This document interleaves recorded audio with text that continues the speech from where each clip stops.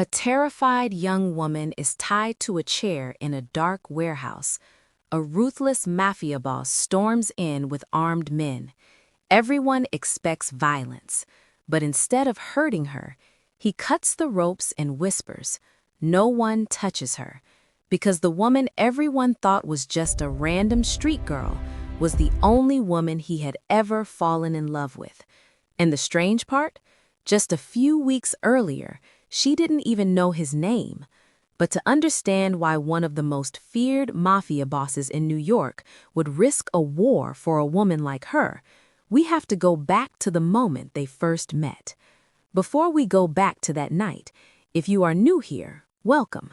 This channel is where powerful love stories live. Hit subscribe and stay with me, because this one is going to be worth every minute. Koreatown, Manhattan, a Tuesday night in late October. The kind of night where the city feels alive and dangerous at the same time. Street vendors packing up, neon signs bleeding color onto wet pavement, and somewhere on the corner of West 32nd and 6th Avenue, a young woman was handing out flyers for a nail salon she had never been inside.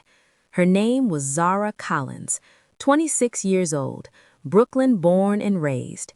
She had a social work degree she never finished, a mother in a hospital bed on the other side of the bridge, and exactly $52 in her jacket pocket. That was everything. Not everything she had saved, everything she had, period. She had been on her feet since 5 that morning, coffee shop shift at 6, delivery run at noon, and now this. Standing on a cold Manhattan street corner, handing pieces of paper to people who mostly walked past her without making eye contact. She didn't complain. Zara Collins had never been the kind of woman who sat down and cried about what life handed her. She picked it up, she carried it, and she kept moving.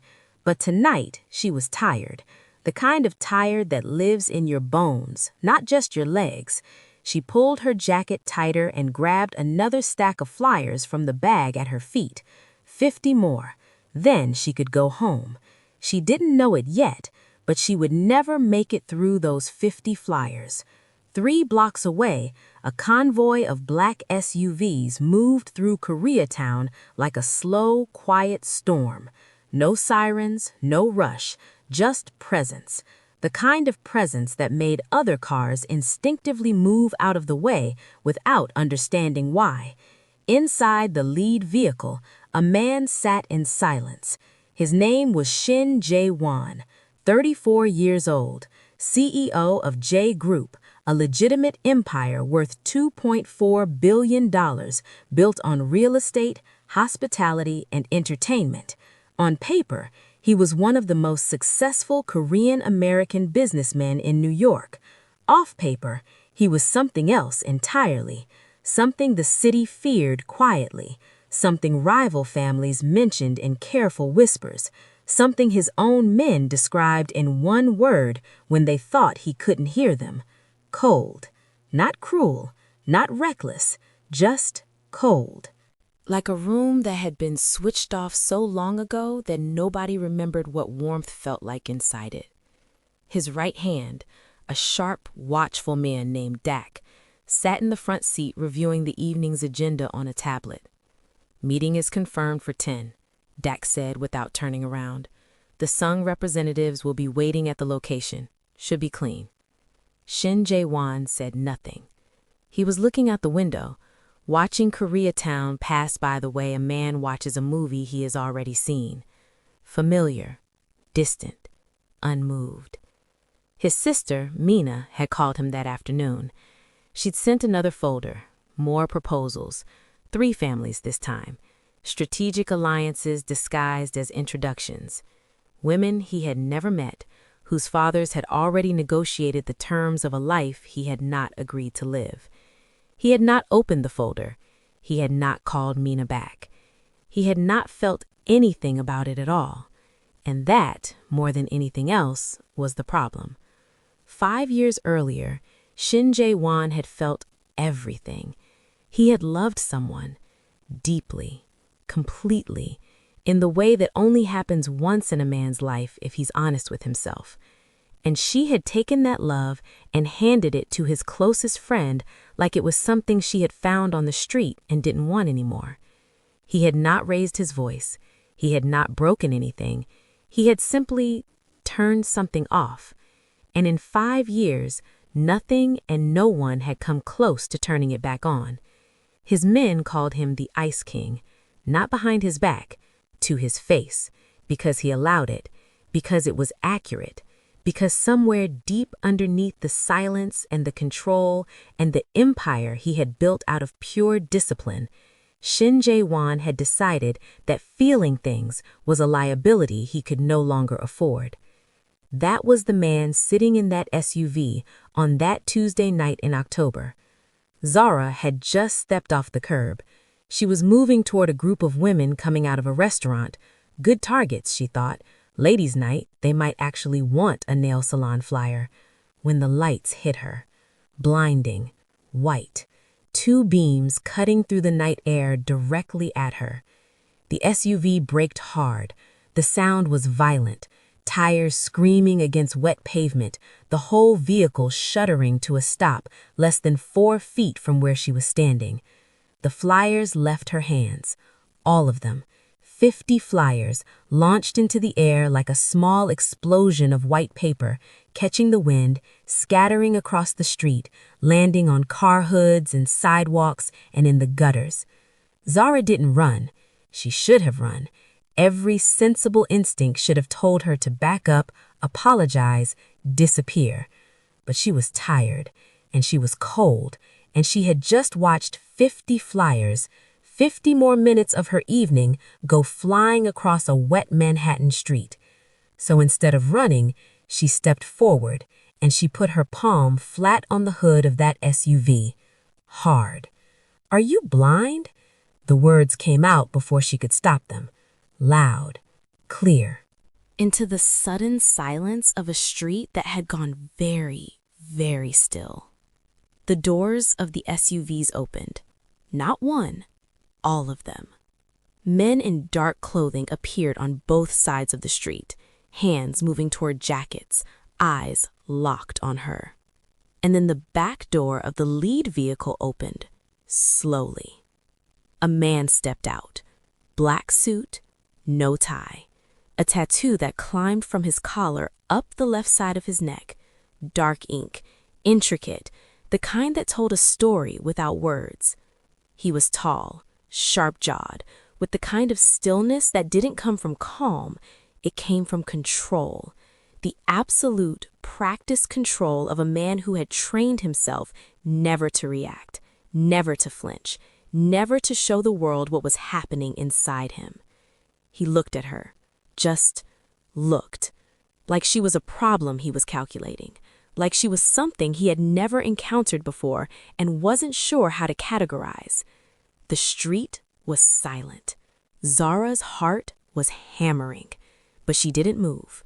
She didn't apologize. She didn't look away. Because she didn't know who he was, and that ignorance, that pure, accidental ignorance, was the only reason she was still standing there. "You almost hit me," she said. Her voice was steadier than she felt. He didn't respond. Dak appeared at his shoulder immediately. "Sir," he said quietly, "we should go." Shin Jae-won didn't move. He was still looking at her. Not at her face exactly, at something else, something he couldn't name. Something that hadn't happened to him in 5 years. A crack, invisible, hairline thin, but there. 10 seconds of silence, the longest 10 seconds of Zara's life. She was aware of the men around her. She was aware of the guns she couldn't see but somehow knew were there. She was aware that the group of women from the restaurant had quietly disappeared back inside. She was aware of it all. And she still didn't move. Finally, Shin Jae-won reached into his jacket. Zara's breath stopped. He pulled out a business card, held it out toward her. She looked at it, looked at him, crossed her arms. "I don't want your card. I want you to watch where you're going." Something happened in his eyes. Not anger, not offense, something quieter than both of those things. He placed the card on the hood of the SUV. Then he got back in the car without a word. The convoy moved, smooth, silent, gone. Zara stood on the empty street, surrounded by scattered flyers and the ghost of headlights. Her hands were shaking now that no one was watching. She bent down slowly and started picking up the flyers, one by one, and when she got to the hood of where the SUV had been, the card was still there. She picked it up, turned it over. Shin Jae-won, CEO, J Group. And on the back, written in clean, precise pen, $3,500 per week. Nothing else. No phone number, no address, no explanation. Just that. She stared at it for a long time.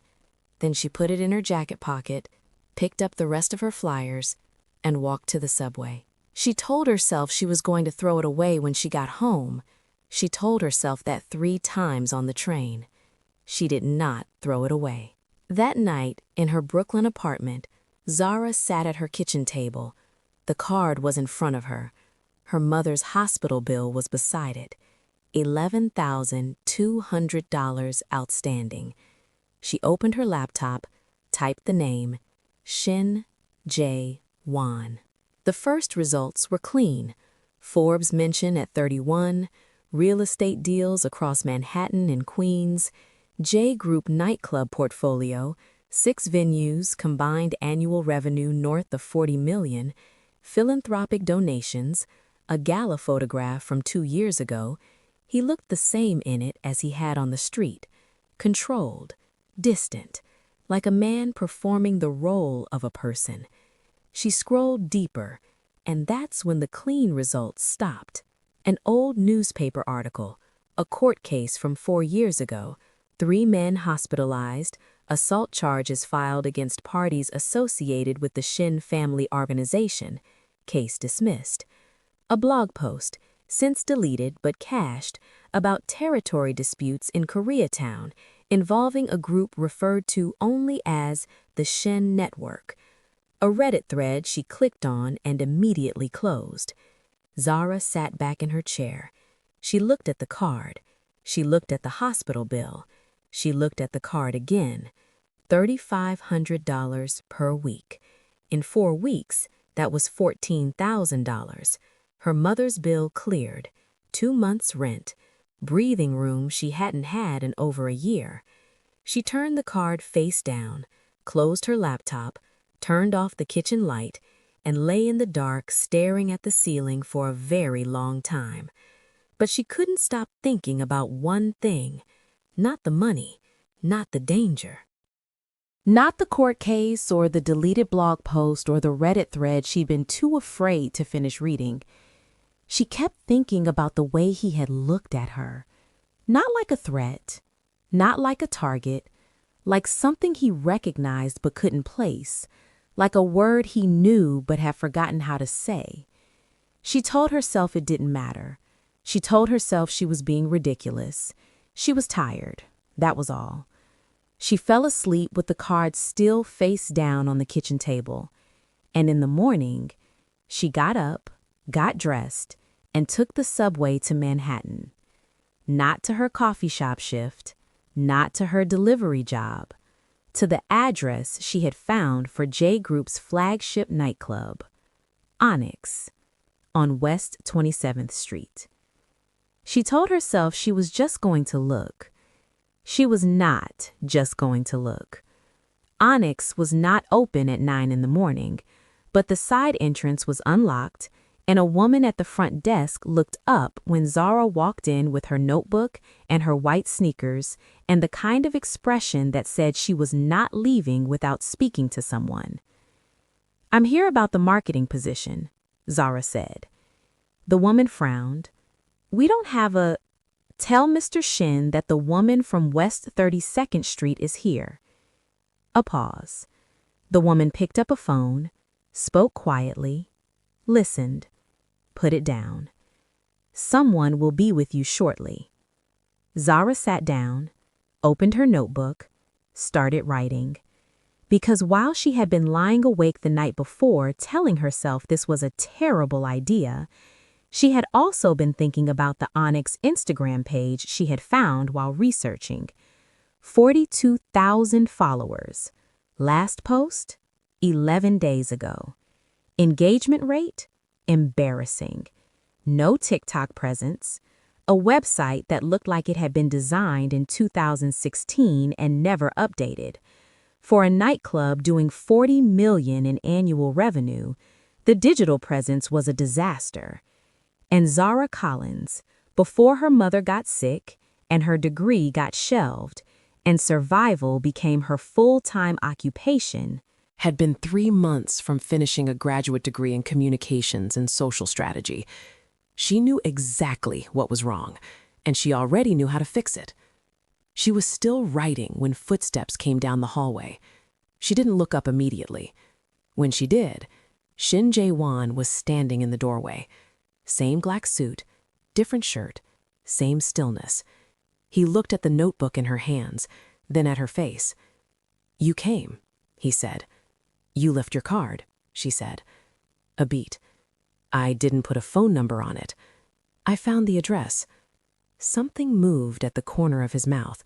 Not quite a smile, the ghost of one. There and gone before she could be sure she'd seen it. "Come upstairs," he said. His office was on the 3rd floor, floor-to-ceiling windows. Manhattan spread out below like something he owned. Maybe he did. Zara sat across from him and opened her notebook to the first page. "Your Instagram hasn't posted in 11 days. Your last 3 posts have under 2% engagement. You have no TikTok, no YouTube presence, and your website looks like a MySpace page." He said nothing. For a venue doing your kind of revenue, that's not just a missed opportunity, it's leaving money on the table every single week. He leaned back in his chair, watching her. "I can fix it. 90 days, I'll build you a content strategy, manage all platforms, and I guarantee your digital engagement triples, minimum." Silence. "You're not what I expected," he said finally. "You're exactly what I expected, which is why I need 2 things before I agree to anything." He raised an eyebrow. "A written contract and a guarantee, in writing, that my role is strictly marketing, nothing else. I don't touch anything I shouldn't know about, I don't go anywhere I shouldn't be, and if I ever feel uncomfortable, I walk. No consequences." The silence this time was longer. He looked at her the way he had looked at her on the street, like something he recognized but couldn't name. "Those are your terms?" he said. "Those are my terms." He reached forward and pressed the intercom on his desk. "Dak, get the contracts team on the phone." He looked at her across the desk. $3,500 a week, he said. As discussed. $4,000, she said. I came to you. That costs extra. The ghost of the smile again. Closer this time. $4,000. He agreed. Zara closed her notebook. She did not let herself smile until she was back in the elevator going down, and even then she kept it small. Because somewhere in the back of her mind, underneath the relief and the calculated confidence, she was still thinking about that Reddit thread she'd been too afraid to finish reading. She pushed the thought down. She needed this money. Her mother needed this money. She was going to be professional. She was going to do her job. She was going to keep her distance. She had no idea that distance was already becoming impossible. What happened next shocked everyone who knew Shin Jae-won. Not because of the contract, not because of the marketing strategy Zara delivered on her first full day, a 60-page document that made his head of operations say out loud that she had done in 18 hours what they had been trying to figure out for 2 years. What shocked them was simpler than that. Shin Jae-won started showing up to the office during the day. He had not done that in 8 months. He worked nights, meetings after midnight, decisions made in rooms most people didn't know existed. The daytime office was for his legitimate team to run. He didn't need to be there. But suddenly, he was. Every day, usually around the time Zara arrived, usually with some reason that sounded logical on the surface, a review to sign off on, a vendor decision that needed his input, a call he could take from anywhere but somehow always took from his office when she was in the building. Doc noticed first. He said nothing. Mina noticed second. She said too much. "You're there every day now," she said on the phone one evening. "I have things to manage. You have a team to manage things." Mina. "I'm just saying." "Good night, Mina." He hung up, sat in his car outside the building. He was waiting, though he wouldn't have called it that. Zara came out at 7:45. White sneakers, notebook tucked under her arm. She looked up and saw his car and stopped, then walked over. "Do you always sit outside your own building at night?" she asked through the window he'd lowered. "I had a call." "In a parked car? The acoustics are better." She looked at him for a moment, then laughed. It was the first time he had heard her laugh. It was the first time in 5 years that a sound had done something to the inside of his chest that he could not immediately explain or control. "Good night, Mr. Shin," she said. "Jae-won," he said. She raised an eyebrow. "My name," he said. "You can use it." A pause. "Good night, Jae-won." She walked to the subway. He sat in the car until she turned the corner. Then he sat there a little longer. And somewhere in the back of his mind, in a room he had locked and stopped visiting 5 years ago, something shifted. Quiet. Almost nothing. But there, by the end of week 2, Onyx's Instagram had gained 6,000 new followers. Engagement was up 38%. A TikTok video Zara had produced, just atmosphere, music, the right lighting, no gimmicks, had been viewed 200,000 times in 4 days. The venue was booking out on weekends 3 weeks in advance. Jae-won reviewed the numbers on a Thursday morning and said nothing for a long time. Then he looked up at her across the conference table. "You should have finished that degree," he said. It was the first personal thing he had ever said to her. She looked up from her laptop. "What do you know about my degree?" "I did due diligence before I hired you." "You mean you investigated me?" "I prefer due diligence." She should have been angry, she knew that. But there was something about the way he said it, matter of fact, no apology, but also no malice, that made it land differently than it should have. "My mother got sick," she said. "I had to make choices." He nodded slowly. "How is she?" The question surprised her. It was too human for the image she had built of him in her head. "Stable," she said, "but it's expensive." He nodded again, said nothing. But that afternoon, without telling her, he quietly adjusted her weekly rate. When she saw the deposit on Friday, it was $4,500, not $4,000. She stood in her kitchen staring at her phone. She should have called and questioned it. She should have reminded him of the contract amount. Instead, she sat down, and for the first time in over a year, she cried. Not from sadness, from relief. The kind that lives so deep you don't know it's there until something finally loosens it. She cried for 5 minutes. Then she washed her face, called the hospital billing department, and made the first significant payment on her mother's account. She did not thank him directly, but the next morning she brought 2 coffees to the office, left one on his desk, no note.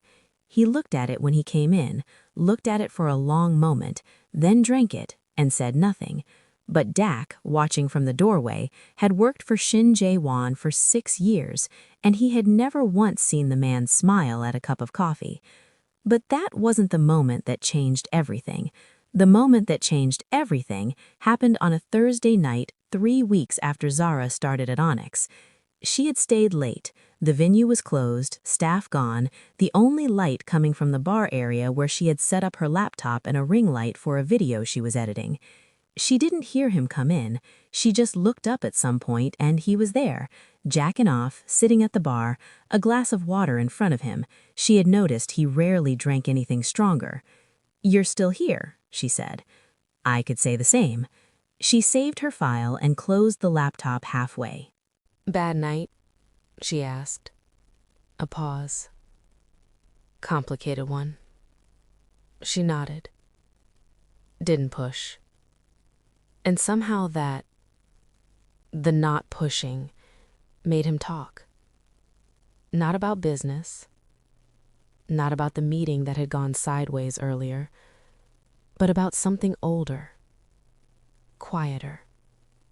He talked about growing up in New York as the son of a man who had built an empire through fear and strategy, and never once asked his children what they actually wanted. About learning to lead before he learned to feel. About being 17 years old and already understanding that in his family's world, emotion was a weakness that enemies would find and exploit. About building walls so well that eventually he forgot he had built them, forgot there was anything on the other side. Zara listened. She didn't fill the silences. She didn't offer solutions. She just listened. The way people almost never listen anymore. Fully. Without waiting for her turn to speak. At some point, he asked about her mother, and she told him. Not the summary version, the real version. The diagnosis. The night she got the call in her graduate school apartment. The drive to the hospital. The conversation with the doctor that she had played back in her head every day since. The moment she looked at her mother's face and understood that degrees and careers and futures were abstractions, and her mother was real and present and needed her now. They talked for 3 hours. The city went quiet outside. The bar light was low and gold. And at some point, Zara realized that she was no longer sitting across the room from him. She was at the bar, 2 stools away. She wasn't sure when that had happened. "You're not afraid of me," he said. It wasn't a question. "Should I be?" she said. A long pause. "Most people are. I'm not most people." He looked at her, and in the low gold light of that empty bar, with the city silent outside, and the distance between them smaller than it had ever been, Shin Jae-won felt something he had not felt in 5 years. He felt seen. Not performed for, not managed, not handled. Seen. And it terrified him more than any rival family, any threat, any war. He stood up, put on his jacket. "It's late," he said. "I'll have a car take you home." "I'm fine on the subway." Zara. The way he said her name, quietly, like it cost him something, made her stop arguing. "Okay," she said. She packed up her laptop, and neither of them said what had just happened between them in that bar, but both of them knew. And Zara had absolutely no idea that someone else had been watching the building that night, waiting, taking notes. And what that person planned to do with what they had seen would change everything. If this story is already pulling you in, don't go anywhere. Because what's coming in the next will leave you speechless. Make sure you subscribe to this channel and hit the like button if you love powerful storytelling. Drop your city in the comments below. I want to know where in the world you're watching from. Now stay with me, because Zara's life is about to get a lot more dangerous. The man watching the building that night was named Rio. Not his real name. Nobody in his world used real names. But Rio was what they called him. He was 38 years old, thin, patient, the kind of man who could stand in one place for 4 hours without moving and feel nothing about it. He worked for a man named Victor Sung, and Victor Sung was the kind of problem that even Shin Jae-won took seriously. The Sung organization had been operating in New York for 11 years, quietly, carefully, building influence in the gaps that other families left open: real estate, import routes, political connections that went deeper than anyone in public life would admit. Victor Sung did not like violence. He preferred pressure, the slow, invisible kind that built until the other side made a mistake. And for 3 years, Victor Sung had been applying that pressure to the edges of Jae-won's territory. Not enough to start a war, just enough to remind him that the war was always one decision away. There had been a meeting scheduled, a negotiation, the kind where both sides sat in a room and spoke carefully, and nothing was resolved, but at least nothing exploded. That meeting had been 2 weeks ago. Jae-won had sent Dak. Victor Sung had taken that as an insult. And Victor Sung did not forget insults. He collected them, the way other men collected weapons. Rio had been watching Onyx for 6 days, watching the patterns, the staff arrivals, the deliveries, the late nights, and the woman, the one who came in every morning with a notebook and left every evening looking like she had done 3 people's jobs in one day, the one the Ice King had started coming to the office for. Rio had sent Victor Sung a photograph on day 4. Victor Sung had looked at it for a long time. Then he had made a call, and what he said on that call set something in motion that Zara Collins had no way of seeing coming. She didn't know any of this. How could she? Her world that week was full of good things for the first time in a long time. Her mother had been moved to a better room. Private. Quieter, with a window that looked out over a small garden. When Zara had walked in and seen it, she had turned to the nurse and said there must be a mistake. The nurse had checked the file. No mistake, she said. Accounts been updated. Room was reassigned this morning. Zara had stood in the doorway of that room for a long moment. Then she had walked in, sat beside her mother's bed, taken her hand, and said nothing. Her mother had looked at her with tired, clear eyes. "You found a way," her mother said. "I always find a way," Zara said. Her mother squeezed her hand, and Zara smiled the kind of smile that only happens when relief and love and exhaustion all arrive at exactly the same moment. She didn't ask Jae-won about the room. She already knew. And he had done it quietly, without announcement, without expectation. The way people do things when they are not doing them for credit. She thought about that on the subway home, about the man she had researched on the internet 3 weeks ago, the court cases, the deleted articles, the careful whispers. And then she thought about the man who sat at a bar at midnight and talked about growing up in a world that taught him feelings were liabilities, who got her coffee right without asking, who said her name like it cost him something. Those 2 men did not fit together neatly. And that, she was beginning to understand, was exactly what made him so dangerous. Not the organization, not the men with guns. Him. The contradiction of him. The way she could feel herself leaning toward the second man while knowing she should be afraid of the first. She told herself to be careful. She told herself that every night, every morning she got on the subway, she told herself again. And every day she walked into Onyx and he was already there. The careful felt a little harder to hold on to. It was Mina who came to see her first. Jae-won's sister arrived at Onyx on a Wednesday afternoon unannounced. She was 31. Sharp eyes. The kind of woman who assessed a room in 3 seconds and had already decided what she thought before she sat down.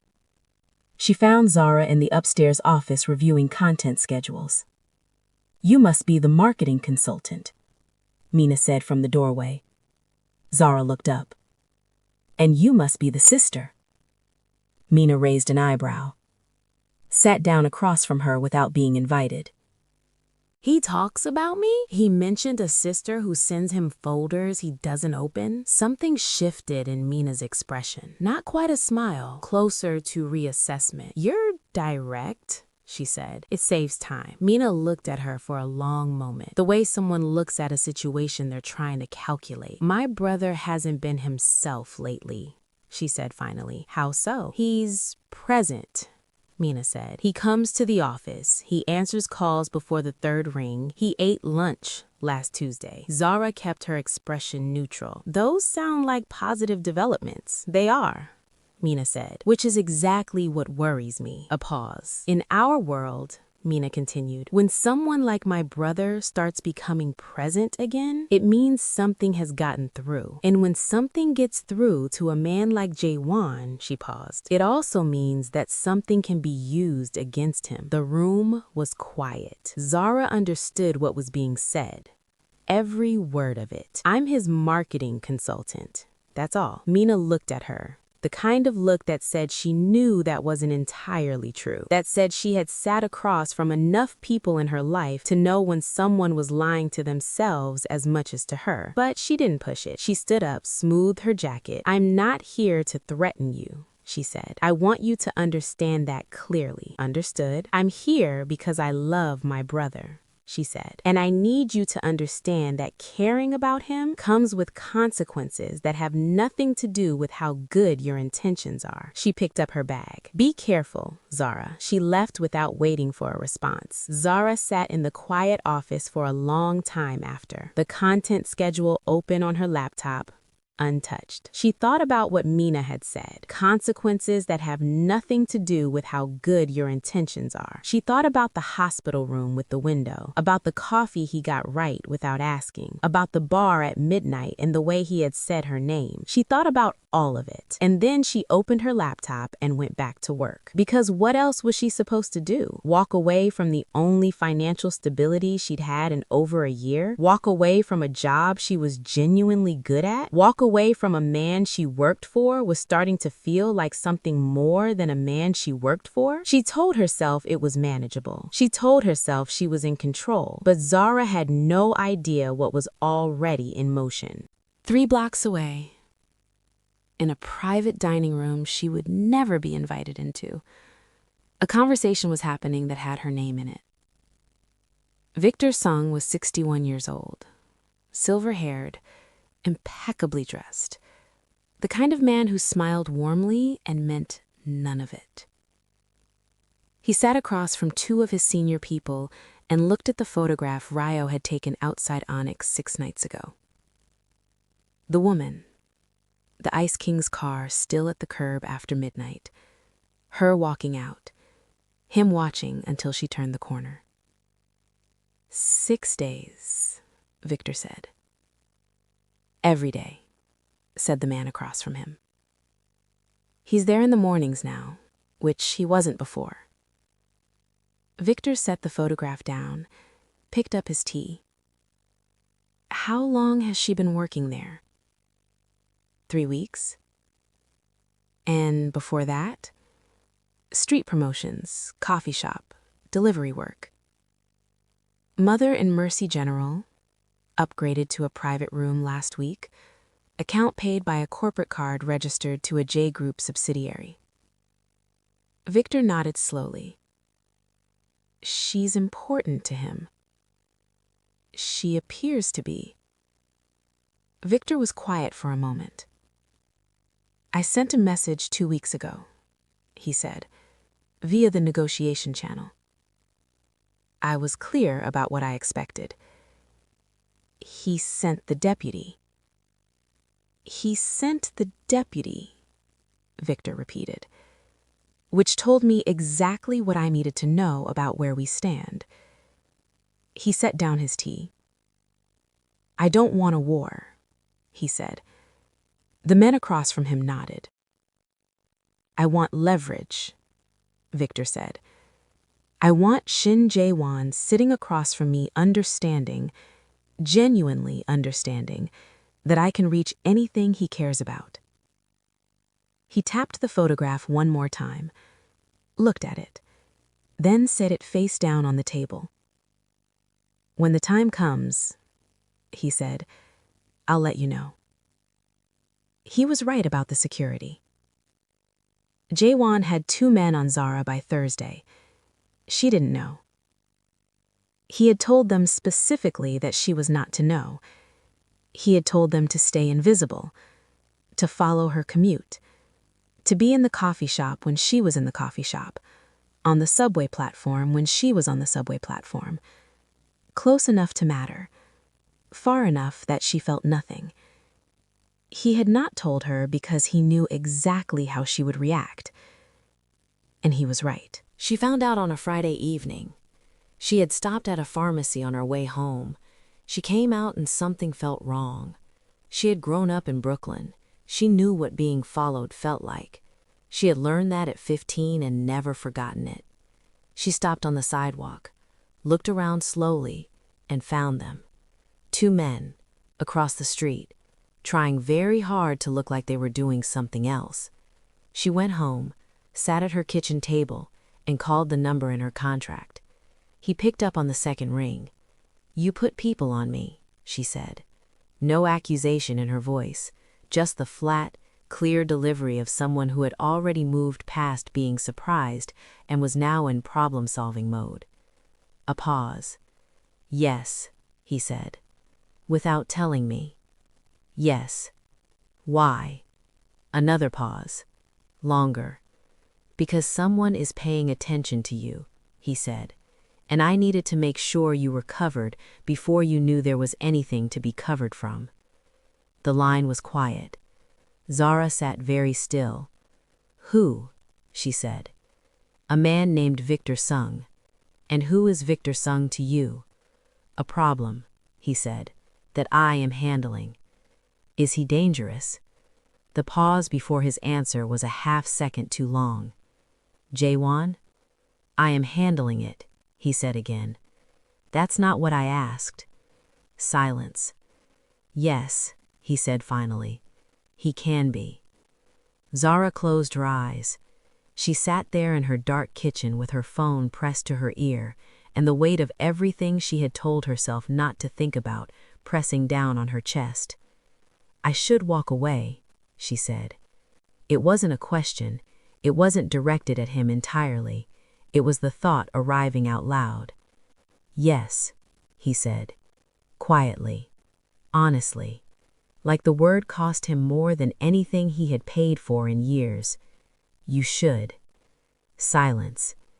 Neither of them spoke. The city hummed outside her window. A bus passed. A dog barked somewhere below. Normal sounds. The world completely indifferent to the conversation happening in her kitchen. "Are the men still outside?" she asked, finally. "Yes." "Will they be there tomorrow?" "Yes." Another silence. "Okay," she said, and she hung up. She did not say goodbye. Neither did he. She sat at the table for a long time. Then she got up, made tea, stood at her window looking at the street below. She could see one of them from up here if she looked at the right angle, leaning against a wall, patient, invisible to anyone who wasn't looking. She thought about Mina's words, consequences that have nothing to do with how good your intentions are. She thought about her mother in that room with the window. She thought about the bar at midnight, the coffee, the name said like it cost something. She told herself again to be careful, but careful, she was beginning to understand, was not the same thing as safe, and safe was not the same thing as free, and she had not felt free in over a year, until 3 weeks ago, until a stack of flyers exploded into the night air on the corner of West 32nd and 6th Avenue, until a man stepped out of a blacked-out SUV and looked at her like she was something he recognized but had forgotten how to name. She finished her tea, went to bed, did not sleep for a long time, and in the morning she got up, got dressed, and went to Onyx. She did not bring it up again. Neither did he. But something had shifted between them. The distance they had both been careful to maintain, professional, managed, deliberate, had quietly collapsed. Not dramatically, not in a moment anyone could point to, just gradually, the way winter becomes spring. No single day you can name, just a morning you wake up and the air is different. He stopped pretending he had reasons to be in the building. He was just there. She stopped pretending she didn't notice. He started eating lunch.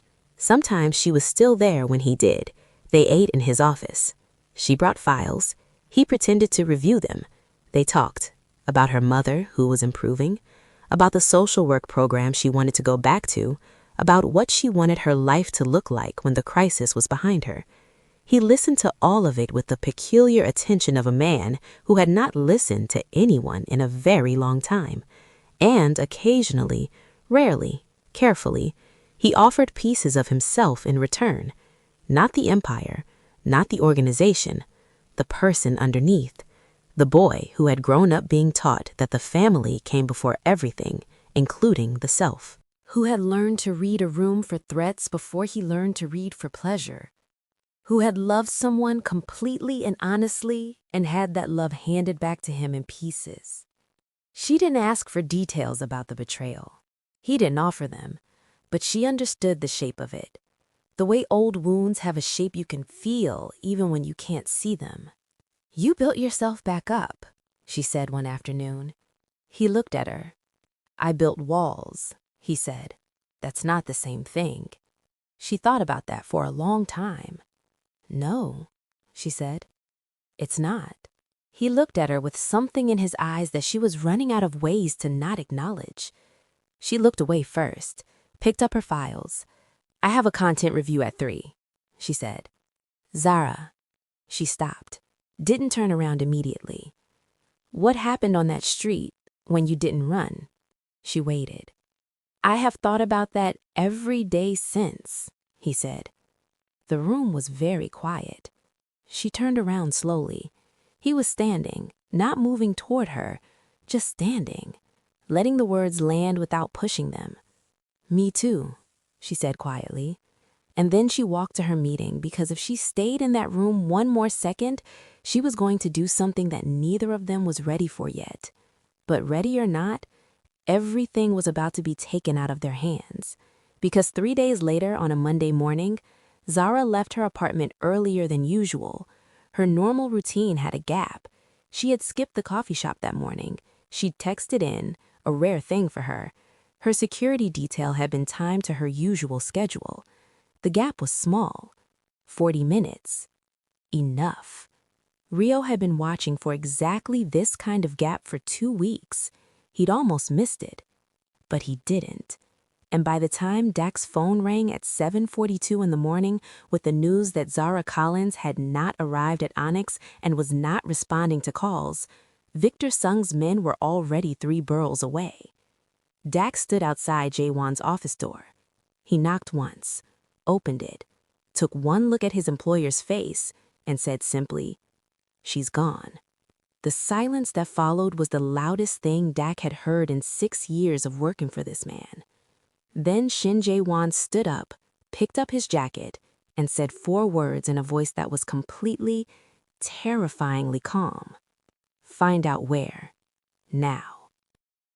Don't you dare close this story, because what happens next, the rescue, the confession, the moment that changes both of them forever, is coming up right now in the final part of this story.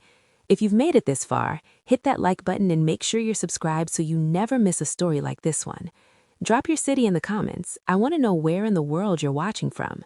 Stay with me. The warehouse was in Red Hook, 20 minutes from Manhattan by car, 40 minutes if you didn't know where you were going.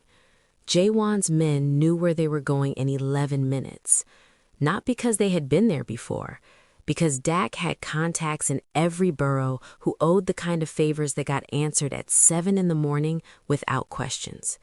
A phone call, a location, a convoy assembled in 8 minutes flat. 6 vehicles, 17 men, and Shin Jae-won in the lead car. Jacket on, hands still, face completely unreadable.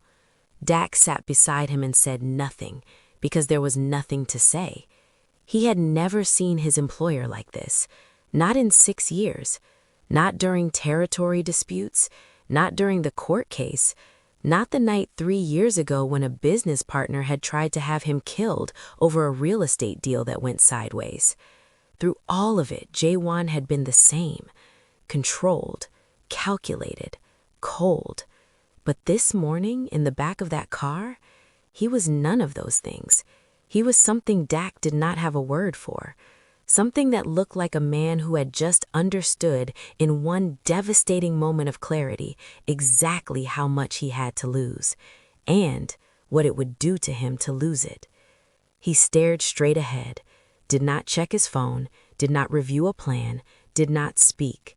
He just sat there in the silence of a man who had made a decision so complete that there was nothing left to think about. Only arrive, only get there, only find her. Zara had been in the warehouse for 4 hours. She had stopped counting after the first 2. Counting made the time feel longer. She had learned that the hard way. The chair was metal. The rope was tight but not cutting. Professional. Whoever had tied her knew what they were doing. Secure enough to hold, loose enough that she wasn't losing circulation. That detail, more than anything else, had told her something important. This was not random. This was controlled. This was a message. She was not here to be hurt. She was here to be used. She had understood that within the first 30 minutes. And that understanding, cold and clear and practical, was the thing that had kept her from falling apart. She was a tool. Tools got returned, or exchanged, or discarded, but rarely destroyed before their purpose was served. She held on to that logic the way she had held on to everything difficult in her life, with both hands, without letting herself look at the drop below.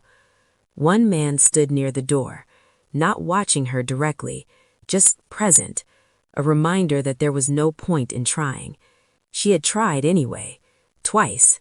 He had simply turned and looked at her both times with the patient expression of someone who had done this before and was not impressed with effort. She had stopped trying and started thinking instead about her mother, about whether the hospital had a contact number for next of kin situations, whether anyone would call, whether Jae-won would know. She pushed the last thought down. She did not want to think about what Jae-won would do when he found out. She did not want to think about the fact that her first clear thought upon waking in this chair had been his name. Not her mother, not escape. Him. What that meant, she was not prepared to examine right now. But it was there, honest and unavoidable.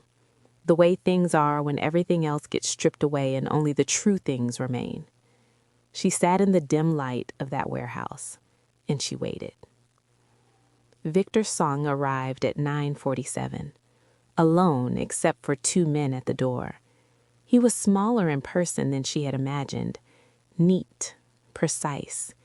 He pulled a chair from against the wall and placed it directly in front of her and sat down like they were about to have a civilized conversation. "Miss Collins," he said, "I apologize for the discomfort." She looked at him, said nothing. "I want you to know that no one here intends to harm you," he said. "You are here because I need a brief conversation with a man who has been unwilling to have one." "I'm not a phone," she said. He smiled. "No, you're considerably more persuasive than a phone." He crossed one leg over the other, patient, composed.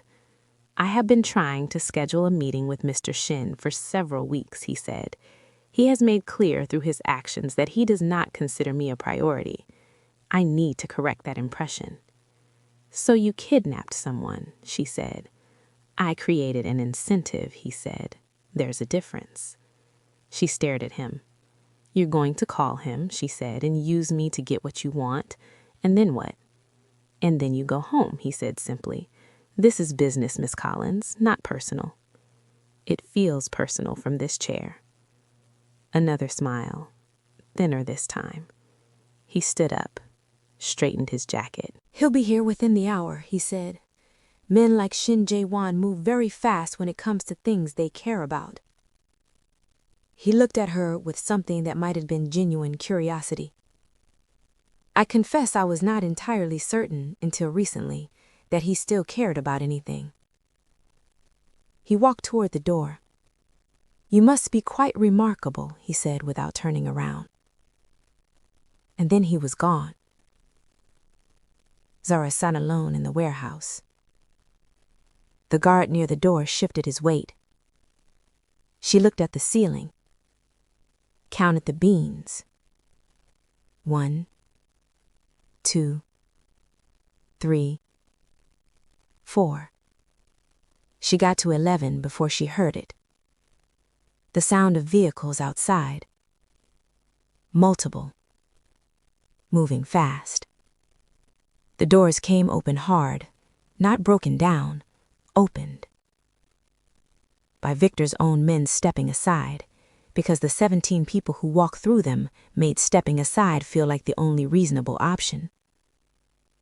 Shin Jae-won came through first. He scanned the room in 1 second, found her in the next, and crossed the warehouse floor in 10 steps that felt like they contained every hour of the 4 hours she had been sitting in that chair. He crouched in front of her. His hands went to the ropes at her wrists. He did not look at the ropes. He looked at her face, checking every detail. Her eyes, her forehead, her mouth. The way you look at something you were afraid you would never see again. Are you hurt? He said. His voice was low, completely controlled, but underneath the control, if you knew how to listen, and she was beginning to know how to listen, there was something fractured in it. Something that had been holding for 4 hours and was only now, in her presence, allowing itself the relief of letting go. I'm okay, she said. He held her gaze for 1 more second. Then his hands moved to the ropes, precise, fast. He cut them with a knife she hadn't seen him draw. And when her hands came free, she felt the sting of returning circulation and something else entirely, his hands wrapping briefly, firmly, around both of hers. Not a gesture, not comfort in the way people perform comfort. Something real. Something that said, I am here, you are here, that is what matters. He stood. Turned. Victor Sung was standing 10 feet away. Composed. Waiting. Shin Jae-won looked at him. The 2 men regarded each other across the warehouse floor with the specific stillness of people who have been in rooms like this before and understand exactly what the silence means. This was unnecessary, Shin Jae-won said. The 3 ignored calls were unnecessary. The deputy at the negotiation was unnecessary. We find ourselves here because of accumulated unnecessaries, Mr. Shin. Say what you want. Victor looked at him calmly. Equal access to the Midtown corridor, he said. Shared terms on the import routes through Queens, and a seat at the table when decisions about Koreatown development are made. He paused. Those are not unreasonable requests. Jae-won said nothing for a moment. No, he said finally. They're not. Victor raised an eyebrow. You'll agree to a meeting, Jae-won said. Proper channels, within the week. We'll discuss terms. And you'll come yourself? Victor said. Not a deputy. I'll come myself. Victor nodded slowly. Then we have an understanding, he said. He looked at Zara once, briefly, with something that might have been an apology if it had been allowed to finish forming. Then he turned and walked out with his men. The warehouse emptied around them, until it was just Zara and Jae-won, and the sound of Red Hook waking up outside the dirty warehouse windows. She was standing now. Her wrists were red. Her legs were stiff. She was wearing the same jacket she had put on at 6 that morning in her Brooklyn apartment. A lifetime ago. He took off his jacket, held it out. She looked at it, then at him. She took it, put it around her shoulders. The warmth of it was immediate, real. She pulled it tighter. Neither of them spoke for a long moment. The city sounds filtered in from outside. A truck, a horn. Somewhere distant, the sound of water. "I'm sorry," he said. "You didn't do this. I made you a target. You didn't know. I should have moved faster," he said. "On the meeting, on Sung. I knew the situation, and I managed it on my timeline instead of his." His jaw tightened. "That was a mistake I will not make again." She looked at him. "Jae-won." He met her eyes. "You came," she said simply, like that was the only thing that mattered, like the convoy and the 17 men and the knife and the crossing of the warehouse floor in 10 steps, like all of it had been compressed into those 2 words. "You came." He looked at her for a long moment. "There was no version of this morning where I didn't," he said. The warehouse was very quiet.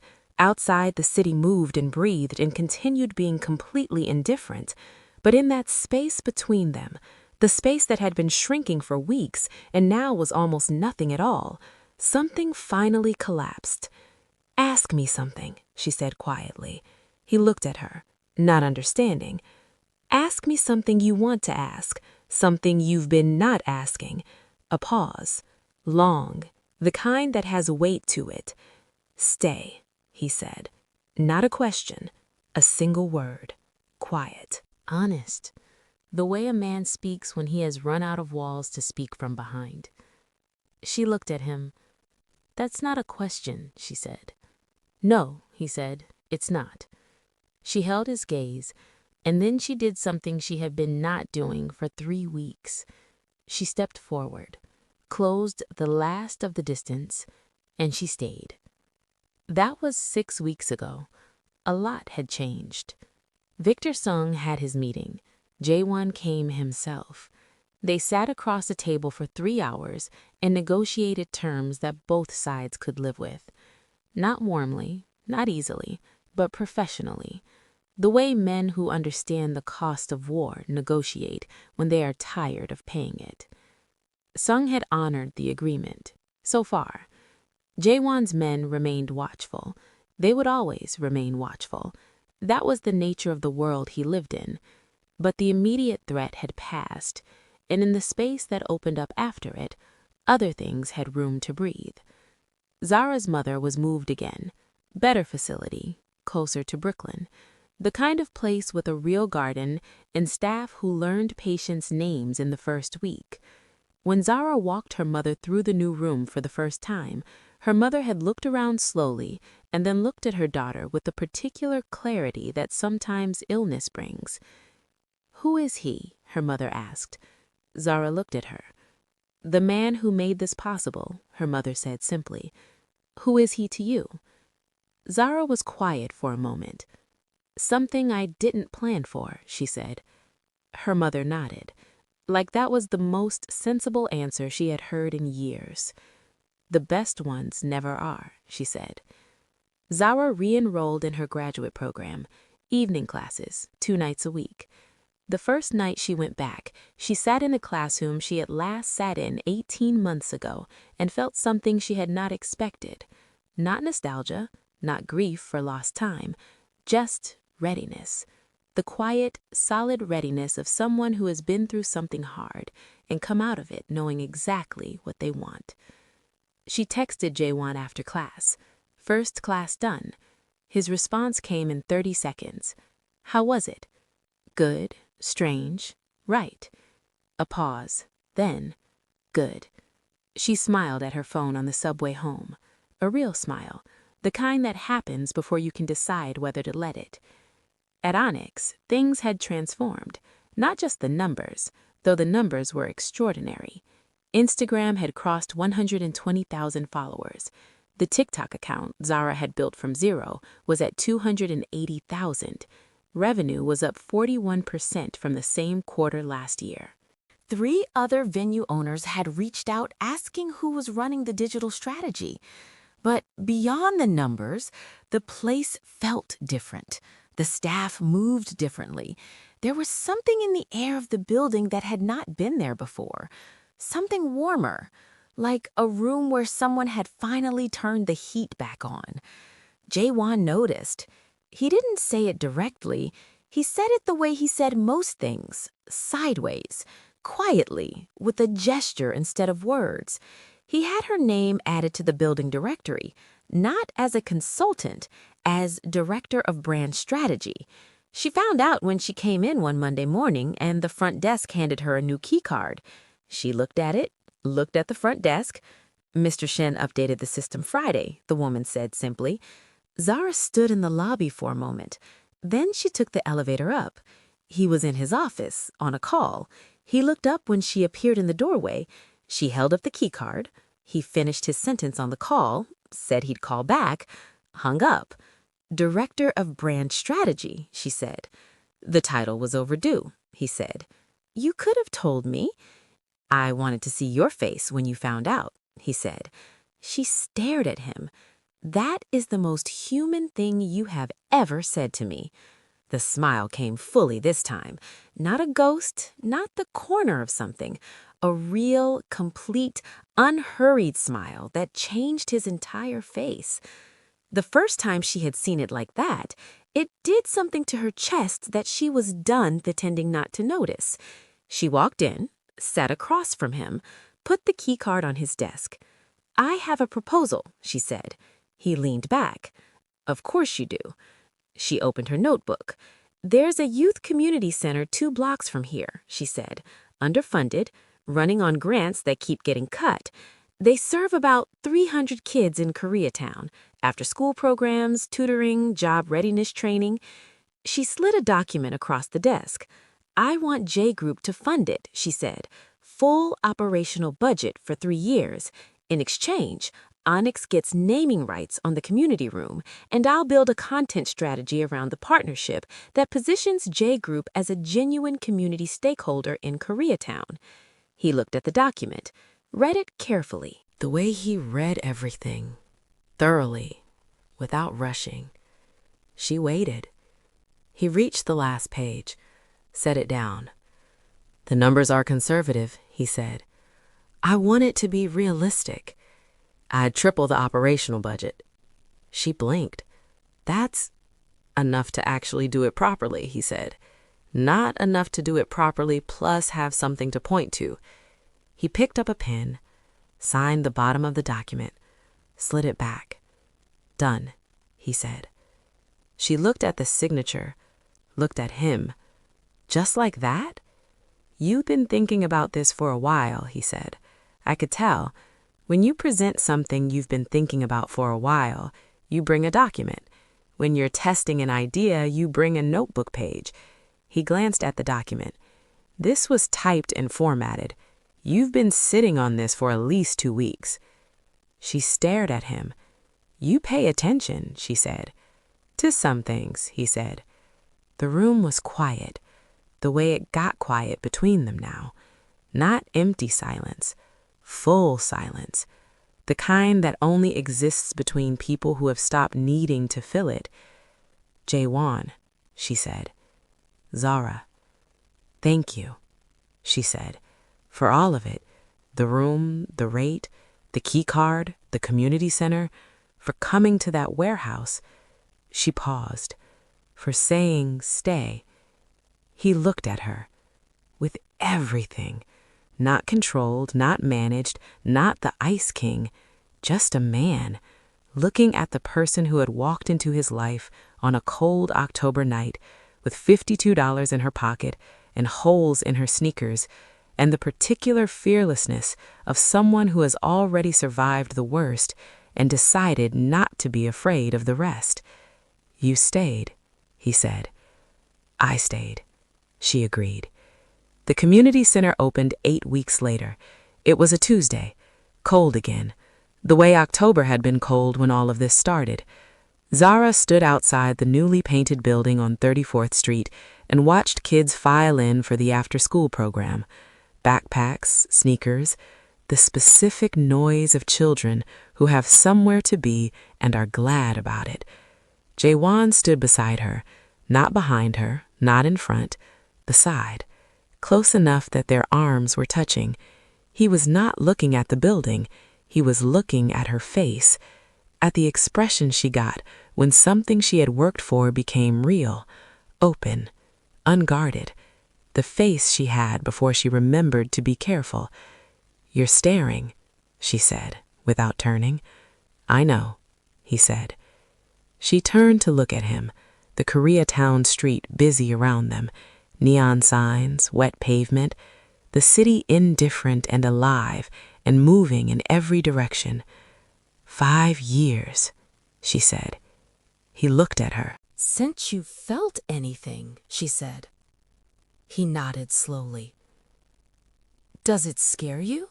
she asked. A pause. "Yes," he said. "Good," she said. He raised an eyebrow. "It should," she said. "That means it's real." He looked at her for a long moment.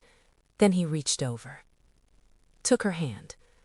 Not dramatically, not as a gesture, just took it, the way you take something you intend to keep. She let him.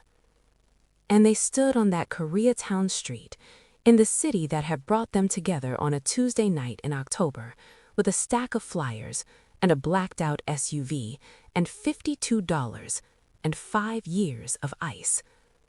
And they watched children walk into a building that existed because she had believed it should. Shin Jae-won had been wrong about one thing.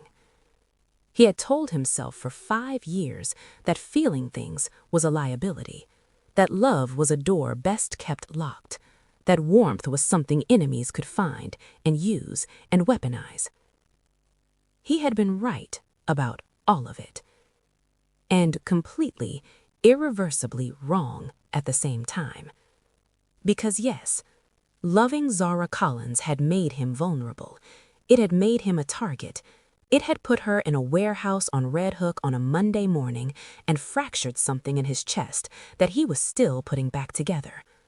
All of that was true. And none of it, not a single second of it, made him wish it had gone differently. Because the man who had sat in the back of a car for 5 years, watching the city like a film he had already seen, was gone. And in his place was something more dangerous and more alive and more real than anything the Ice King had ever been. A man who felt things. A man who showed up.